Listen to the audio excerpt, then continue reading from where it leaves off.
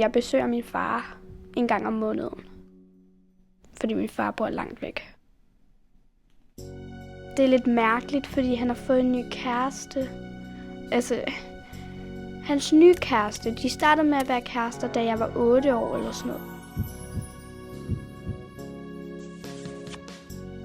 Og det var de i lidt tid, og så slog de op, og så blev de kærester sådan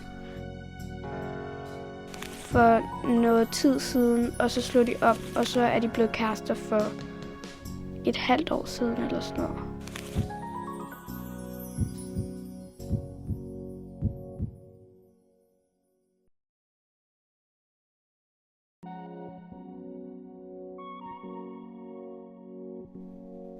Jeg er en uge hos hver. I starten der var det 8 dage hos min mor og 6 dage hos min far, men jeg ville gerne have, at det sådan var lige dage hos hver. Og så blev det til en uge hos hver. Det var bare så lagt, at jeg sådan så dem lige meget, så lagt det sådan var min mor, jeg så mest. Fordi jeg også gerne sådan ville se min far sådan lige meget, som jeg så min mor.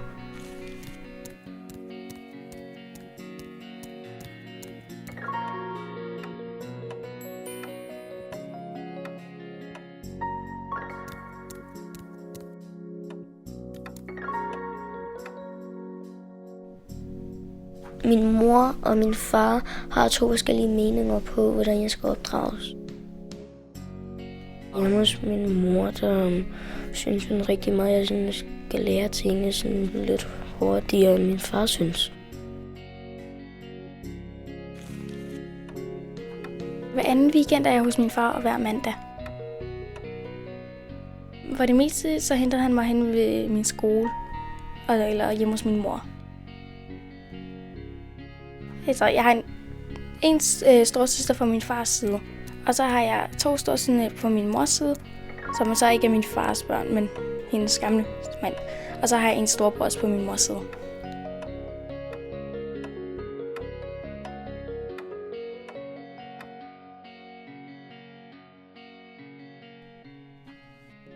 Jeg har to lille søstre og en lille bror og en lillebror eller lille søster. Ja, jeg føler mig gravid nu. Det er alt af pap. Nogle gange er det også hyggeligt, hvis vi er sammen med min fars kæreste. Det er også hyggeligt.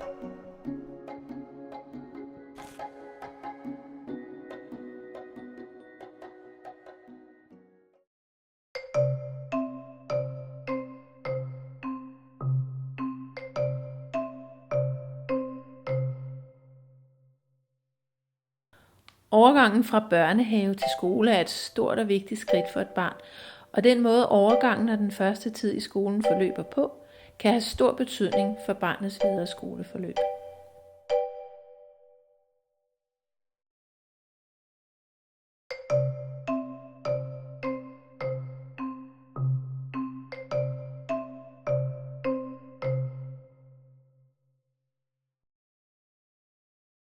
Jeg savner Inge, fordi at det er altid hende, det er altid hende, der hjælper mig nærmest.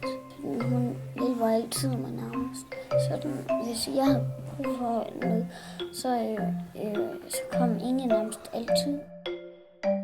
Ja, og en, der hedder Emilie, som gik i vores børnehave, som vi var bedste venner med, men hun skulle gå i Højne, men hun valgte at gå i brobygning her.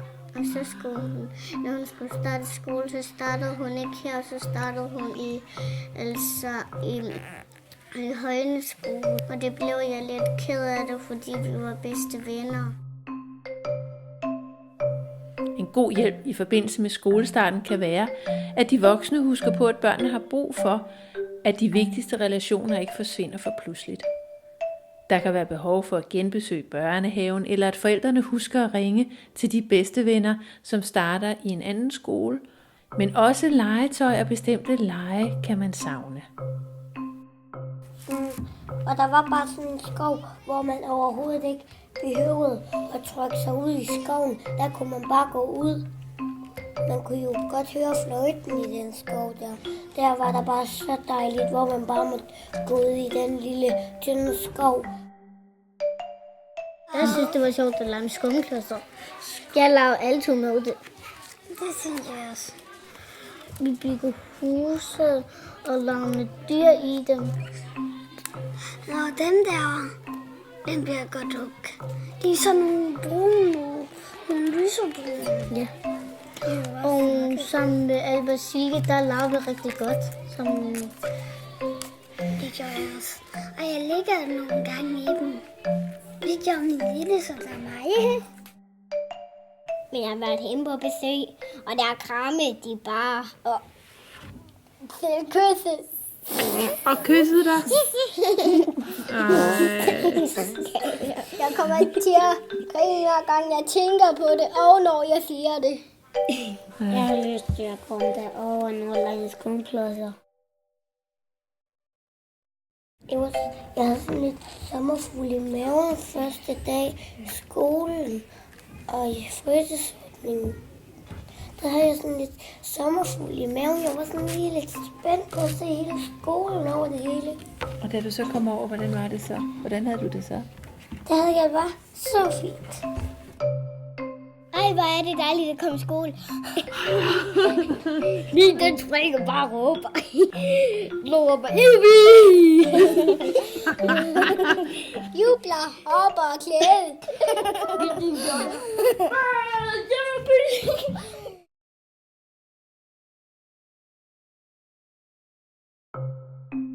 Når børnene i Bjergby og Højne skole skal fortælle om det bedste ved at starte i skole, fortæller de også om glæden ved at lære og ved at blive en del af det store fællesskab.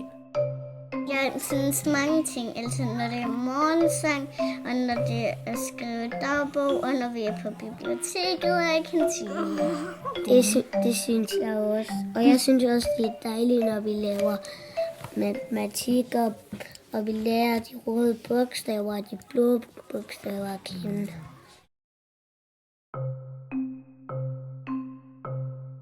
Vi har lært vokaler og konsonanter. A, det er en vokal, og B, det er en konsonant. Det siger jeg også. Ja, det er fordi, at A, det er forskellen på farven.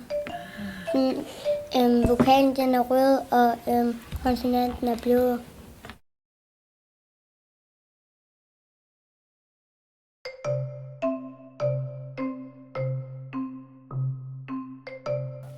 Og jeg var rigtig glad på grund af Emilie fra min børnehave. Hun kom også med. Det var kun en af mine venner, der kom med herop.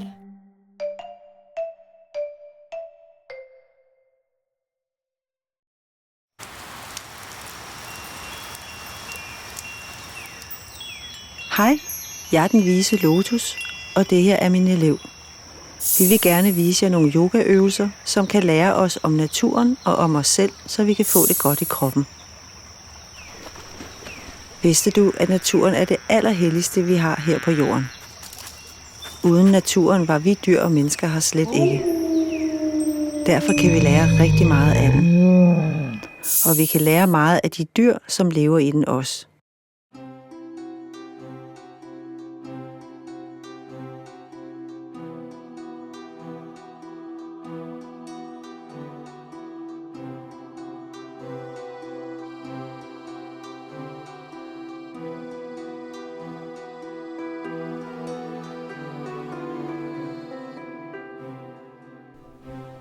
Der er mange, der tror, at alt muligt om autisme.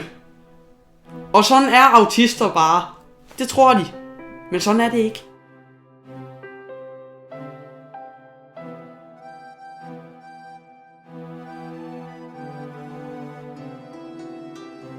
Autister er nøjagtigt lige så forskellige, som folk uden autisme er.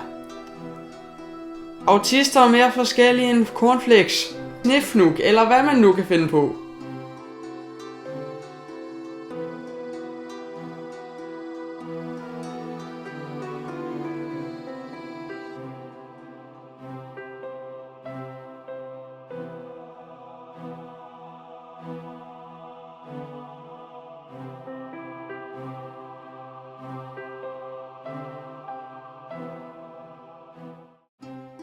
Jeg hedder Melanie.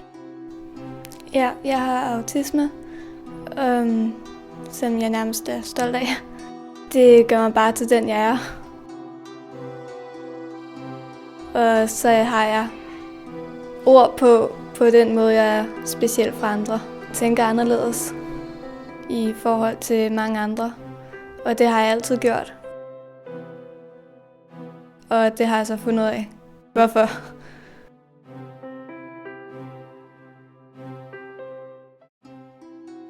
Jeg hedder Emma. Jeg har haft meget angst med, at det der med, at jeg troede, at jeg blev forfulgt, og ligesom sådan, at jeg skulle nå nogle ting også inden et bestemt tidspunkt. Det kan godt minde lidt om, OCD, men det er det egentlig ikke så meget af. Det nok hører bare sammen med min autisme. Det er for eksempel, at jeg skulle nå at tænde håndvasken inden nogle få sekunder, for eksempel 10 sekunder. Og så skal jeg nå at vaske mine fingre inden 2 sekunder eller et eller andet, og så nå at slukke for håndvasken igen. Det har jeg haft lidt af også.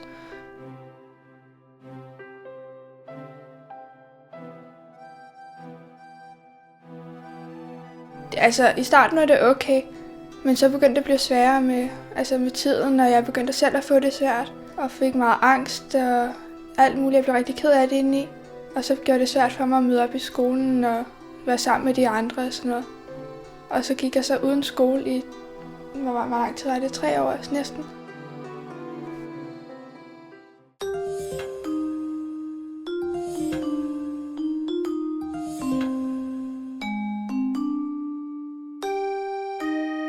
Jeg hedder Walter. Jeg er 5,5. Nej, jeg var faktisk ikke engang født, da de blev skilt. Jeg var ikke engang født. Jeg ved ikke noget om det. Nå, det ved jeg godt. Nu, jeg skal lige tænke mig om. Det er min mor og far, der har fortalt mig det. For der var jeg ikke så stor. Okay, det startede med, at min far, han er en rodefjøls. Han har rodet så meget, og min mor, hun ville ikke have det. Det var den måde, de blev sure på hinanden og blev skilt. Da mine forældre blev skilt, så var jeg 4 år. Jeg var nede på Østerbro et sted. Så sagde min mor bare, at min far han skulle gå. Ja, fordi de skændes meget.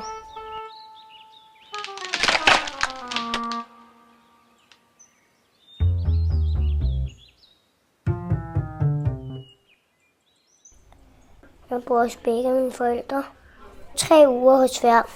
Så vil man gerne bare have dem tilbage hos hinanden.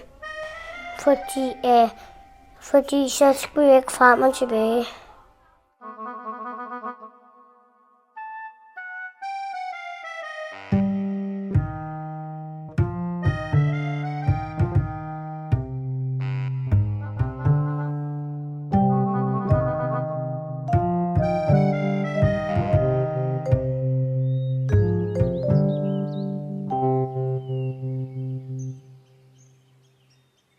Jeg hedder Karoline. Jeg er 8 år. De blev skilt, fordi de hele tiden kom op og skændes. De råbte meget.